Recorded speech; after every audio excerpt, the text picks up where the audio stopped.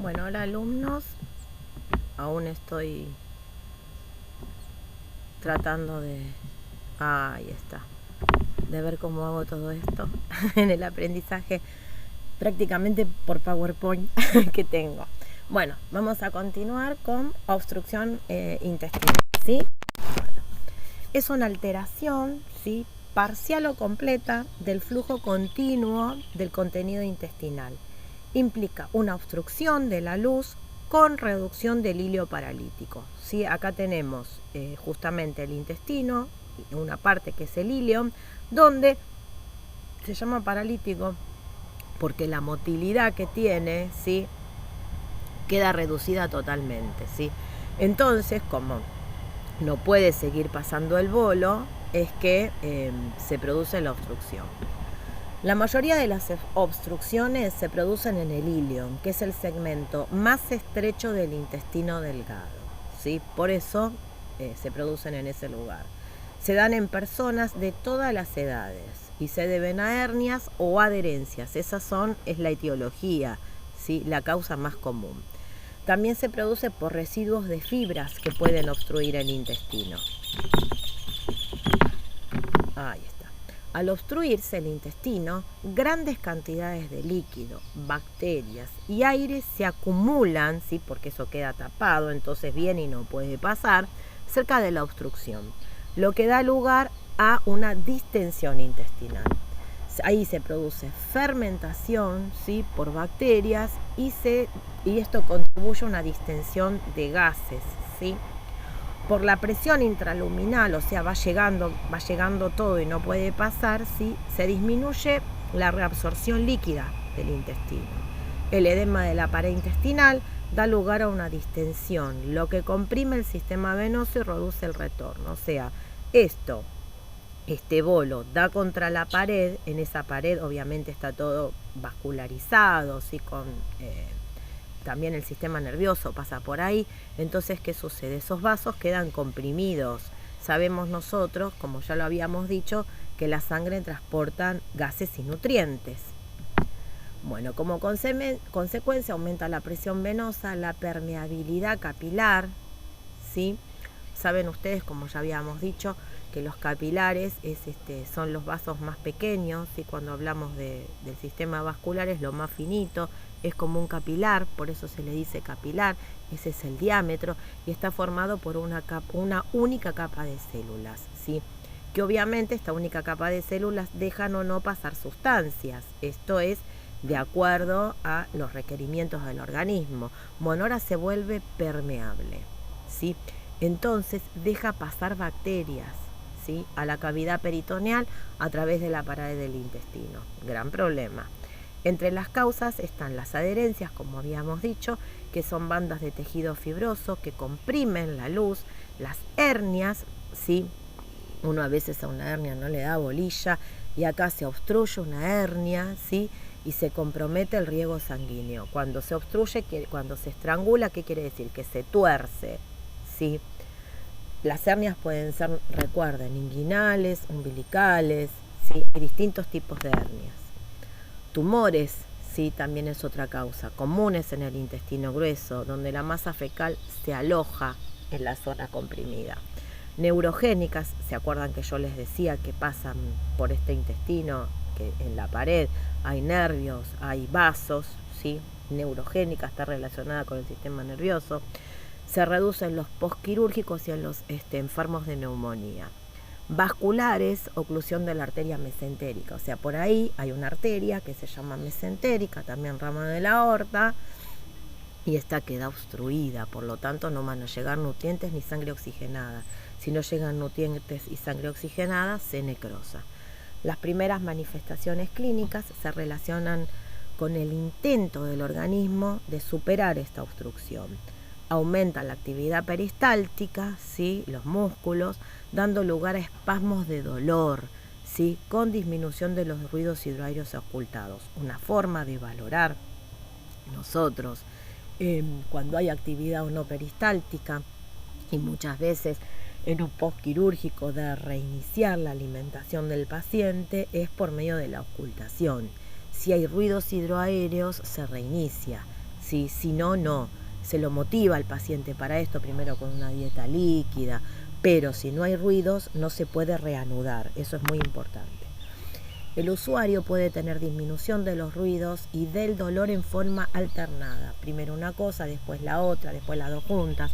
A medida que aumenta la distensión aparecen vómitos.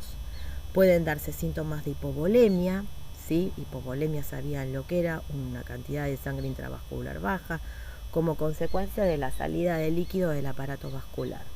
En relación al tratamiento para resolver las obstrucciones está la cirugía o el tratamiento de apoyo. La recomposición de líquidos es esencial en el tratamiento. Los cuidados de enfermería del paciente con obstrucción sí se destacan. Datos subjetivos, sí, sobre el tipo del dolor, dónde le duele.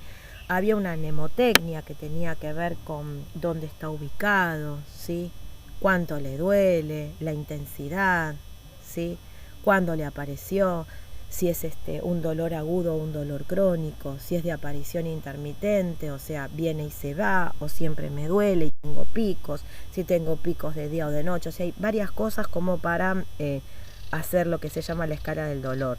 También algunos enfermeros utilizan de 1 a 10, dígame cuánto le duele, pero tengamos en cuenta que el dolor es muy subjetivo, ¿sí? Preguntar sobre cambios en la eliminación intestinal, inspeccionar distensión, hernias y ondas peristálticas, ocultación de ruidos, que es lo que les decía yo, verificar si el abdomen está sensible a la palpación. Esto sucedía lo mismo con la peritonitis, ¿sí? Si nosotros tocamos, ¿sí? Si tocamos levemente, si hundimos, ¿sí?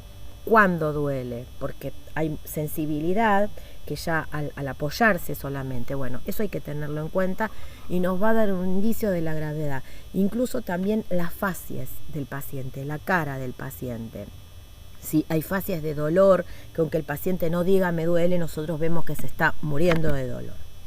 La pérdida de líquido, ¿sí? Que sucede acá, lleva a la deshidratación, por lo que se evalúa sueroterapia. Signos de deshidratación: teníamos el pliegue, ¿sí? Donde levantábamos un poco de piel, ¿sí? Del tórax, del abdomen, del brazo, y si esta piel queda hacia arriba es que el paciente está deshidratado. Si está turgente, vuelve. Se evalúa con una placa de tórax para localizar la obstrucción, como también estudios de contraste, como habíamos visto el enema de bario, que no se los explico porque ya lo vimos. Las intervenciones apuntan a reponer líquidos, electrolitos, que también lo vimos en el power pasado, sodio, potasio. Esto va en el suero, viene en un laboratorio donde dice que tiene bajo o que tiene alto, ¿sí? A conservar el estado nutricional y obviamente a liberarlo de la infección. Esto es importantísimo, que se hace con antibiótico-terapia.